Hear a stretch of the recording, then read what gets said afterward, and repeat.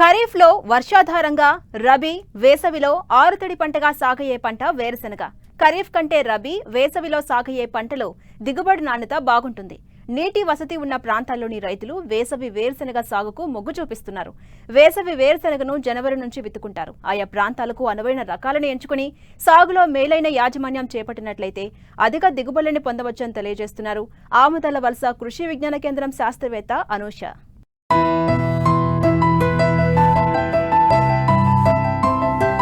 ఖరీఫ్, రబీ, వేసవి ఇలా 3 కాలాల్లో సాగు చేసుకోదగిన నూనె గింజల పంట వేరుశెనగ.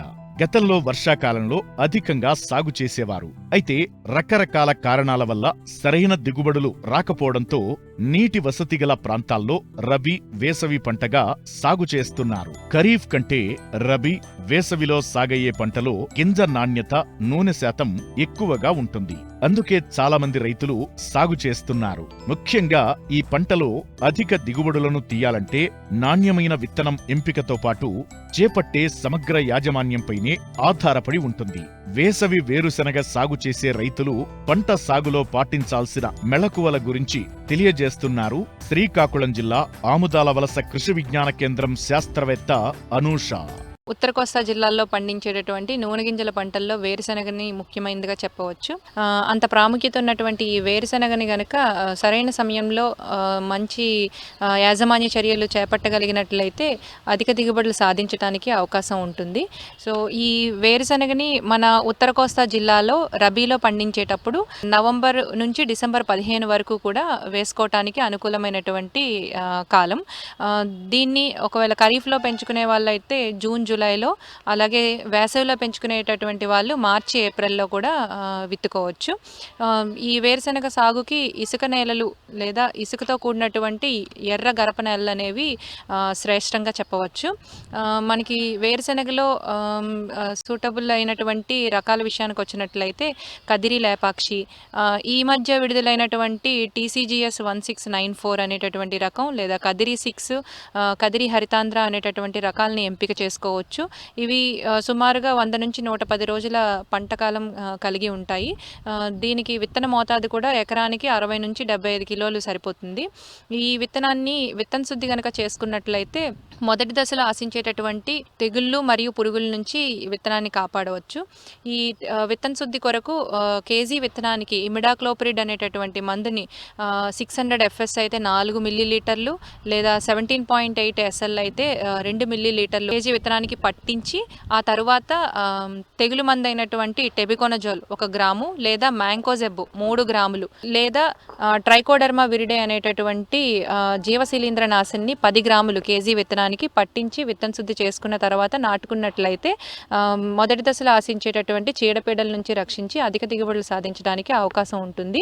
ఈ విత్తనాన్ని వేసుకునేటప్పుడు వరుసకి మధ్య 30 సెంటీమీటర్లు, అలాగే మొక్కకి మధ్య 10 సెంటీమీటర్లు ఉండేటట్లు వేసుకోవాలి. ఎరువుల విషయానికి వచ్చినట్లయితే ఆఖరి దుక్కిలో ఒక 18 కిలోల యూరియా, అలాగే 125 కిలోల సింగిల్ సూపర్ ఫాస్ఫేటు, 33 కిలోల మ్యూరేట్ ఆఫ్ పొటాషు వేసి కలియదున్నుకోవాలి. అదే విధంగా జింక్ సల్ఫేట్ని కూడా ఒక 3 సంవత్సరాలకు ఒకసారి లేదా 3 పంటలకు ఒకసారి కానీ 20 కిలోలు ఎకరానికి చొప్పున వేసుకున్నట్లయితే మంచి సూక్ష్మ పోషక లోపాలను కూడా నివారించుకోవడానికి అవకాశం ఉంటుంది.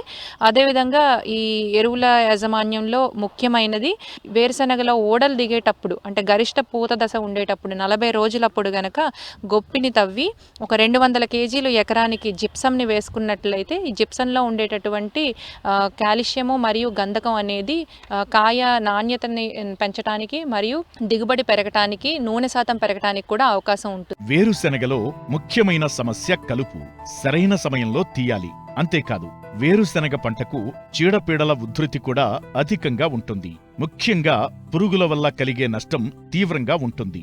ఆకుముడత, పొగాకు లద్దె పురుగుల ఉధృతి పెరిగితే దిగుబడి గణనీయంగా తగ్గిపోతుంది. వీటి నివారణ పట్ల రైతులు అప్రమత్తంగా ఉండాలని, వీటి నివారణకు చేపట్టాల్సిన సమగ్ర సస్యరక్షణ చర్యలను తెలియజేస్తున్నారు శాస్త్రవేత్త అనూష. జరుగుతుంది. ఈ వేరుశెనగలో కలుపు నివారణ విషయానికి వచ్చినట్లయితే విత్తినటువంటి 48 గంటల లోపల పెండిమిథాలిన్ అనేటటువంటి మందుని 1 లీటర్ని ఎకరానికి 200 లీటర్ల నీటిలో కలిపి పిచికారీ చేసుకున్నట్లయితే తొలి దశలో వచ్చేటటువంటి కలుపుని నివారించుకోవచ్చు. అదేవిధంగా పంట వేసిన తర్వాత 20 నుంచి 25 రోజులకి గొప్పి గనక దవ్వినట్లయితే అంటే అంతరకృషి గనక చేసుకున్నట్లయితే దిగుబడులు బాగా పెరగడానికి అవకాశం ఉంటుంది. ఒకవేళ కలుపు తీయలేనటువంటి వీలు కాలేనటువంటి పక్షంలో క్విజాఫాప్ అనేటటువంటి మందుని 250 మిల్లీలీటర్లు లేదా క్విజలోఫాప్ 5% అనేటటువంటి మందుని 400 మిల్లీలీటర్లు ఎకరానికి గనక పిచికారీ చేసుకున్నట్లయితే గడ్డి జాతి కలుపుని సమర్థవంతంగా నివారించుకోవచ్చు. అదేవిధంగా ఈ 40 రోజులకి పంట విత్తినటువంటి 40 రోజులకి 50 రోజులకి 60 రోజులకి గనక ఒక 1/2 kg చొప్పున ఫార్ములా 4 లేదా మ్యాక్స్ అనేటటువంటి సూక్ష్మ ధాతువుని గనక మనం పిచికారీ చేసుకున్నట్లయితే కాయలో నాణ్యత పెరగడానికి, దిగుబడి పెరగడానికి, అలాగే సూక్ష్మ పోషకాల లోపాలని కూడా సవరించుకోవడానికి అవకాశం ఉంటుంది. నీటి యాజమాన్యం విషయానికి వచ్చినట్టయితే ఈ వేరుశెనగని మొలకెత్తినటువంటి 20-25 రోజుల వరకు కూడా మనం ఎటువంటి తడిని పెట్టకూడదు. బెట్ట పరిస్థితికి గురి చేసి ఒక 25 నుంచి 30 రోజులప్పుడు ఒక నీటి తడిని కనుక ఇవ్వగలిగితే ఒకేసారి పూతకు రావటం జరుగుతుంది. తద్వారా ఒకేసారి కాయ రావటం, కోసేటప్పుడు కూడా వివిధ దశల్లో కాకుండా ఒకే దశలో కోయటానికి అవకాశం ఉంటుంది. ఈ వేరుశెనగలో గనక సమగ్ర సస్య రక్షణ చేపట్టినట్లయితే ముఖ్యంగా మనకి పురుగుల విషయంలో రసం పీల్చేటటువంటి పురుగులు బాగా ఆశించి ఈ ఆకుని ముడతకి లేదా ఆకు పసుపు రంగులో మారటానికి అవకాశం ఉంటుంది. కనుక ఈ రసం పీల్చే పురుగులైనటువంటి తామర పురుగులు, పేనుబంక, ఆకుపచ్చదోమ వీటి నివారణ కోసం పసుపు రంగు జిగురాటలు, నీలిరంగు జిగురాటలు ఎకరానికి 20 చొప్పున పెట్టుకోవటం, అలాగే జొన్న లేదా సజ్జ పంటలు రక్షక పంటలుగా పంట చుట్టూ వేసుకోవటం వలన ఈ ఎగిరేటటువంటి పురుగులు బయట నుంచి రాకుండా ఉండటానికి అవకాశం ఉంటుంది. ఆ తర్వాత ఆశించి ఎక్కువగా నష్టపరుస్తున్నట్లయితే గనక డైమిథేట్ అనేటటువంటి మందుని 400 మిల్లీలీటర్ల ఎకరానికి లేదా ఇమిడాక్లోపిరిడ్ అనేటటువంటి మందుని 60 మిల్లీలీటర్ల ఎకరానికి పిచికారీ చేసుకోవటం వల్ల రసం పీల్చే పురుగుల్ని తగ్గించుకోవచ్చు. అదేవిధంగా పొగాకు లద్దె పురుగు, అలాగే శనగపచ్చ పురుగు కూడా వేరుశెనగల్ని ఆశించి నష్టపరుస్తూ ఉంటాయి. వీటి నివారణ కొరకు సమగ్ర సస్యరక్షణ చర్యల్లో భాగంగా లింగాకర్షక బుట్టలు పొగాకు లద్దె పురుగు కొరకు, అలాగే శనగపచ్చ పురుగు కోసం ఎకరానికి 4 చొప్పున పెట్టుకోవటం, అలాగే ట్రైకోకార్డ్స్ని సుమారుగా 50,000 గుడ్లని 4 సార్లు విడుదల చేసుకోవటం వారం రోజుల వ్యవధిలో.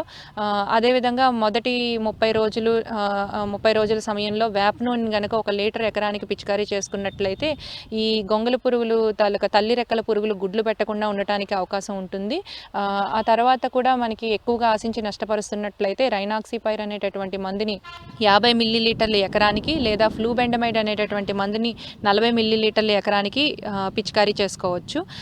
వేరుశెనగలో తెగుళ్ళ విషయానికి వచ్చినట్లయితే మనకి తొలి దశలో మరియు మలి దశలో వచ్చేటటువంటి ఆకుమచ్చ తెగుళ్ళు ఉంటుంది. ఇవి ఆకుల మీద మచ్చలుగా ఏర్పడి క్రమేణా ఈ మచ్చలన్నీ ఒకటిగా అయ్యి ఆకులు ఎండిపోయినట్లు కనిపించడం జరుగుతుంది.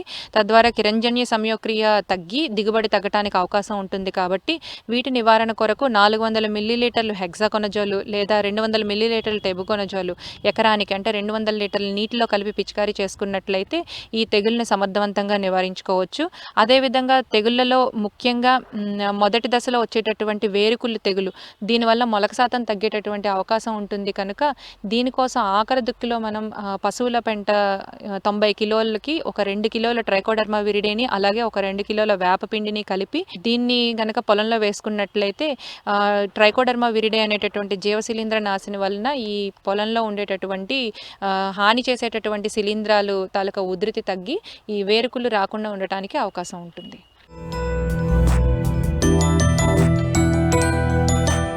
పెరట్లో 2 కొబ్బరి చెట్లుంటే చాలు వృద్ధాప్యంలో పోషించడానికి అనేది ఉభయ గోదావరి జిల్లాలో నానుడి. ఇది వాస్తవమే అనిపిస్తోంది. నాటి నుంచి నేటి వరకు ఉద్యాన పంటలో కొబ్బరిని కొట్టింది లేదనే చెప్పాలి. అందుకే పొలాల్లోనైనా ఇంటి ఆవరణలోనైనా జాగా కనిపిస్తే చాలు కొబ్బరి మొక్కలు నాటుతూ ఉంటారు. దీన్నే ఆసరాగా చేసుకుని పశ్చిమ గోదావరి జిల్లాలో కొందరు కొబ్బరి నర్సరీ చేపట్టి మంచి ఆదాయాన్ని ఆర్జిస్తున్నారు.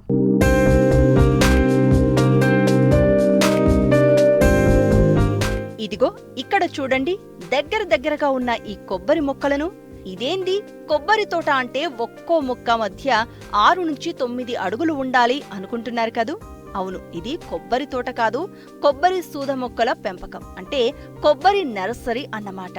20 ఏళ్లు పైబడిన కొబ్బరి మొక్కల నుండి విత్తనాన్ని సేకరించి ఎండిన కొబ్బరికాయలను బురదలో దగ్గరగా నాటుతారు. దీనినే పల్లెం పాతటం అంటారు. 1 ఎకరాకు 1,00,000 మొక్కలు పాతుతారు. 3 నెలలకు మొలక వస్తుంది. వీటి నుండి వచ్చిన మొక్కలను సూదా అంటారు. నాటిన 6 నెలల నుండి 3 ఫీట్లు ఎత్తు పెరుగుతుంది. ఆర్డర్స్ ఉంటే ఎగుమతి చేస్తారు, లేదంటే ఆ మొక్కలను తీసి వేరే చోట 2 ఫీట్ల తేడాతో మొక్కలను నాటుతారు.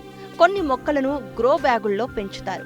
3 నెలల నుండి 1.5 ఏడాది వయసు గల మొక్కలను రైతులకు అందుబాటులో ఉంచుతారు.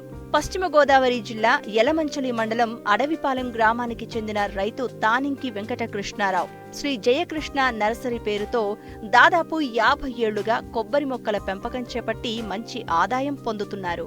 6 ఎకరాలు మేము విత్తనం సాగు చేస్తున్నామండి. మేము మా పూర్వీకుల నుంచి కూడా ఇదే జీవనాధిపతి. మేము మా తాతగారు, మా తండ్రి గారు, నేను కూడా ఇదే చేస్తున్నాం. ఇది విత్తనం నాటడానికి ఎకరానికి 1,00,000 మొక్క పాతాం. ఈ 1,00,000 మొక్క పాతాం. దీనికి ఇక్కడి నుంచి మీరు రోజుకి 10 మంది చొప్పున ఒక 5 నుంచి 6 రోజులు మనకి లేబర్ పనిచేస్తారండి. ఇంచుమించు 60 నుంచి 70 వేల రూపాయలు మాకు ఖర్చు అవుతుంది. ఫస్ట్ మేము ఏం చేస్తామంటే కనుక భూమి మీద పెంట వేసి దాన్ని నీళ్ళు పెట్టి ఒక 2 రోజులు నానిన తర్వాత దాన్ని దున్ని ఈ విత్తనం పాతాం. ఆ విత్తనం కూడా చెట్టు నుంచి 20 సంవత్సరాల పైబడిన నాణ్యమైన చెట్టు నుంచే మేము విత్తనం తీసుకుంటాం. ఆ విత్తనం తీసుకొచ్చిన తర్వాత పాతిన 3 నెలలకు కానీ అది మనకు వస్తుంది. 3 నుంచి 4 నెలలు 5 నెలల తర్వాత అడుగు నుంచి 2 నెలలు వస్తుంది. అదేవిధంగా కూడా రైతు ఏ విధంగా అడుగు కావాలన్నా, 2 అడుగులు కావాలన్నా, 3 అడుగులు కావాలన్నా వాళ్ళకి ఏ ఇష్టమే హైట్ కావాలో అదే హైట్ మేము ఇస్తుంటాం. అదేవిధంగా ఇక్కడి నుంచి మేము అస్సాం కానివ్వండి, కలకత్తా కానివ్వండి, ఒరిస్సా కానివ్వండి, తమిళనాడు, కేరళకి మేము ఇక్కడి నుంచి ఈ మొక్కలందరూ వచ్చి పట్టుకెళ్తారు. ఎందుకంటే దిగుబడి ఎక్కువ వస్తుంది, 100కి 100% బతుకుతుందని వాళ్ళ నమ్మకం. అదేవిధంగా కూడా మేము మొక్క పాతిన తర్వాత మేము 70 నుంచి 75% ఓన్లీ మాకు క్రాప్ వస్తుందండి. 25% పోతుంది. 30 నుంచి 40 రూపాయలు అమ్మిన మొక్క ఈ సంవత్సరం మేము 10 నుంచి 15 రూపాయలు అమ్ముతున్నామండి. మేము ఈ రైతులందరూ చాలా నష్టంలో ఉన్నాం ఈ సంవత్సరం. అదేవిధంగా కూడా దీన్ని మేము గడ్డి రాకుండా దీన్ని నీట్గా చిన్నపిల్లల్ని ఎలా పెంచుతారో అదేవిధంగా పెంచుతాం. మాకు ఇక్కడ వెలక బాధ చాలా ఎక్కువ ఉంటుందండి. ఎలక నుంచి కూడా కాపాడుకుంటాం మేము దీన్ని మొక్కని.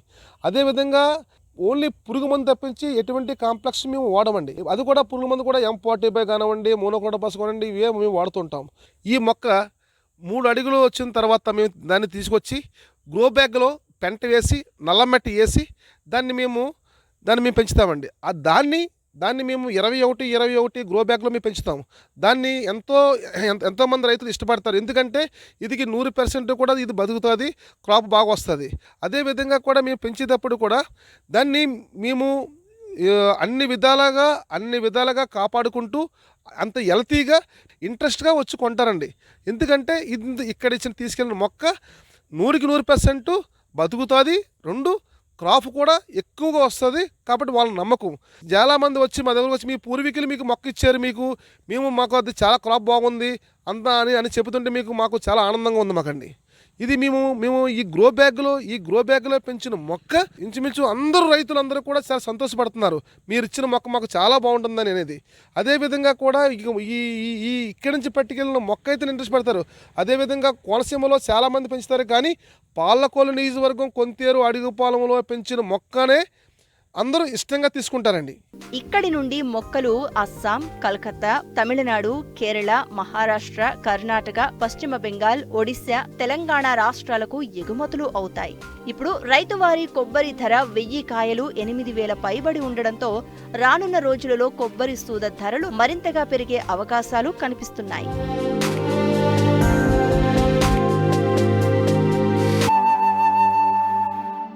అది ఒక చిన్న గ్రామం. ఆ గ్రామంలో సుమారు 300 కుటుంబాలు నివాసం ఉంటున్నాయి. అందరూ వ్యవసాయంపైనే ఆధారపడి జీవిస్తున్నారు. అయితే ఆ గ్రామంలో ఎక్కడ చూసినా కూరగాయ తోటలే దర్శనమిస్తాయి. ఖరీఫ్లో వరి పండించినా రబీలో మాత్రం కూరగాయలు, ఆకుకూరలు సాగు చేస్తారు. కొంతమంది పొలం వద్దే వ్యాపారులకు అమ్ముతుండగా మరికొంతమంది రైతులు ఊరూరు తిరుగుతూ కూరగాయలు అమ్మి అధిక లాభాలు పొందుతున్నారు. మరి ఆ గ్రామం ఎక్కడో మనము తెలుసుకుందామా?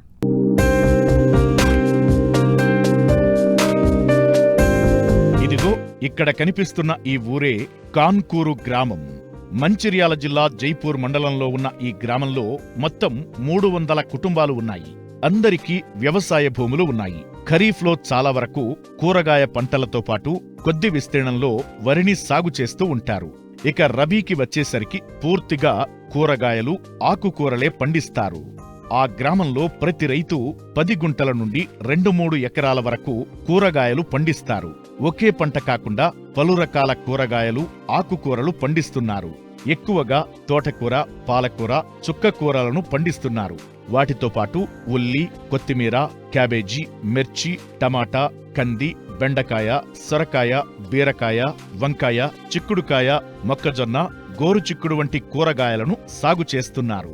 వచ్చిన దిగుబడులను పొలం వద్దే వ్యాపారులకు అమ్ముతూ మంచి లాభాలను ఆర్జిస్తున్నారు. మేము ఒక ఎకరం వచ్చేసి టమాటా 10 గుంటలు, కాకర ఒక 10 గుంటలు, సోరకాయ ఒక 10 గుంటలు, ఉల్లి 10 గుంటలు, బీరకాయ పెట్టినాం ఒక 5-6 గుంటలలో.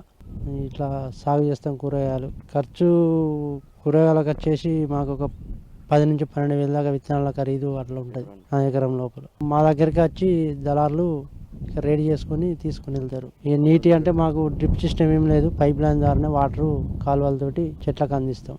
కూరగాయల సాగు మాకు మంచిగానే ఉంది. మాకు టమాటా వచ్చేసి వారంలో 2 సార్లు తెంపుతాం. తెంపినప్పుడల్లా ఒక 40 బాక్సులు వెళ్తాయి. కాకరకాయ కూడా వారానికి 2 సార్లు తెంపుతాం. తెంపినప్పుడల్లా ఒక క్వింటలు, సొరకాయ 1 క్వింటల్ అట్లా.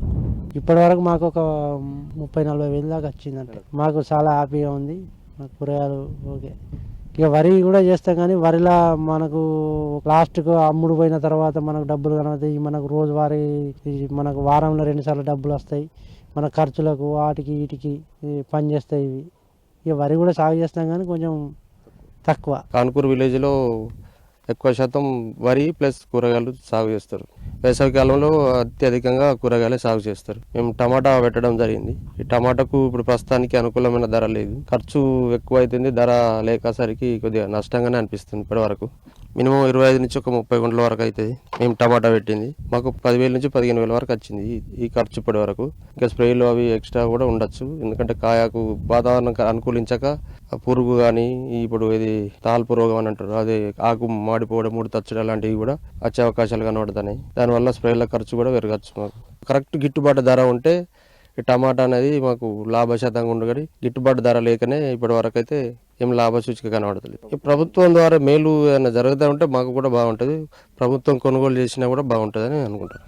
ఇక్కడి రైతులంతా ఎకరం 2-3 ఎకరాల సన్నా చిన్నకారు రైతులే. ఇంటిల్లిపాది వ్యవసాయంపై ఆధారపడి జీవించే కుటుంబాలే. తక్కువ నీరు, తక్కువ పెట్టుబడి, రోజు ఆదాయం, దగ్గరలో మార్కెటింగ్ సదుపాయం ఉండటంతో ఒకరి తరువాత ఒకరు ఇలా కూరగాయలను సాగు చేస్తూ కళకళలాడుతున్నాయి. ప్రతి ఒక్కరు మా ఊర్లో మొత్తం కూరగాయలు పండిస్తారు. ఎక్కువ శాతం అయితే మా ఊరు మొత్తం వ్యవసాయంలో కూరగాయలు పండించడే ఫస్ట్ మా కాడిగా. ఇప్పటికైతే రేటు మామూలుగా ఉన్నది. ఇప్పుడిప్పుడే పెరుగుతుంది కాబట్టి కొద్దిగా ఆదాయం ఎక్కువ వస్తుందని అనుకుంటున్నాం. టమాటాకి అయితే పెట్టుబడి అయితే పెద్దగా ఏమనిపించలే, కానీ టమాటా పండితే పంట పెట్టుబడి తక్కువ, ఆదాయం ఎక్కువ ఉంటుంది. టమాటాకి వచ్చేసి ఒక 20 గుంటలకు ఒక 5,000 ఖర్చు అయినాయి. 5,000 ఖర్చు అయినాయి, కానీ మాకు ఇక్కడ ఒక ఎంత లేకున్నా ఒక 200-300 బాక్సులు వెళ్తాయి. 200-300 బాక్సులు వెళ్తే బాక్సులకు తక్కువ ఎంత 100 రూపాయలకు అమ్ముకున్నా కూడా మాకు ఒక 30-40 వేల రూపాయలు వస్తాయి. అది ఒకటే కాకుండా మిర్చి పెట్టుకున్నాం. మిర్చి చిన్నగా ఒక మామందం ఒక 2-3 గుంటలు పెట్టుకున్నాం. మేము సొంతగా వెళ్ళి ఇళ్ళకి పోయి విక్రయించుకోవడం జరుగుతుంది. దానికి ఏమంత పెట్టుబడులు పెట్టలే, మామూలు తక్కువనే. మేము అమ్ముకుంటే కొద్దిగా కష్టపడి అమ్ముకుంటాం కాబట్టి రూపాయలు ఎక్కువ అనిపిస్తాయి. ఇక దీంట్లో కష్టం ఎంత ఉంటుందో మనకు ఆదాయం కూడా అంతే ఉంటుంది. వరికి దీనికి తేడా ఏంటంటే, వరికి ఒక్కసారి పెట్టిందంటే మామూలు మందులు వేసుకుంటూ పోతుంటే నీళ్ళు కట్టుకుంటూ పోతే అవి ఆటోమేటిక్గా అవి అయిపోతాయి. వరి కూరగాయలు అట్లా కాదన్న, కూరగాయలు ఏంటంటే ప్రతిరోజు డైలీ రోజు చూసుకుని ఉండే దాన్ని. నీళ్ళు కావాలన్నా, ఏమన్నా చెట్టుకు చీడపీడ వచ్చిందా, లేకుంటే ఇంకేమన్నా మన పైపాటు మందులు కావాలన్నా, అడుగు మందులు కావాలన్నా, మెయిన్ గడ్డి లేకుంటే మాత్రం మా వాళ్ళు ఎప్పుడు సాఫ్ చేసుకుంటూనే ఉంటారు ఉన్నోళ్ళు ఇంటికాడ లేడీస్. వారికి ఒక్కసారి మేము ఎకరానికి వచ్చేసి 40-45 వేల పెట్టుబడి అవుతుంది. అత్తే ఒక 60 వేల రూపాయలు వస్తాయి అంతే. ఈ కూరగాయలు అట్లా కాదు, మనం ఎగ్జాంపుల్ ఒక 5,000 పెడితే 15,000 రూపాయలు మనం చూడవచ్చు. సంప్రదాయ పంటలను సాగు చేస్తే పంటకాలం పూర్తయితే తప్ప డబ్బులు రావు. అది కూడా 5 నుంచి 6 నెలల సమయం పడుతుంది. అయితే ప్రకృతి సహకరించి మార్కెట్లో మంచి ధర పలికితేనే లాభాలను పొందవచ్చు. అదే తక్కువ పెట్టుబడి, తక్కువ సమయంలో చేతికొచ్చే కూరగాయల పంటలను సాగు చేస్తే రైతుకు ప్రతిరోజు ఆదాయం లభిస్తూ ఉంటుంది. మార్కెట్లో కూడా మంచి డిమాండ్ ఉండటంతో అందరూ వీటి సాగుకే మొగ్గు చూపుతున్నారు.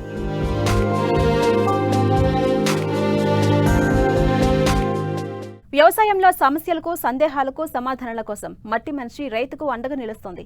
మీరు సంప్రదించవలసిన మా చిరునామా మట్టి మనిషి 10 TV, road number 36, Jubilee hills, Hyderabad 500033. మా ఫోన్ నెంబర్ 04030101010.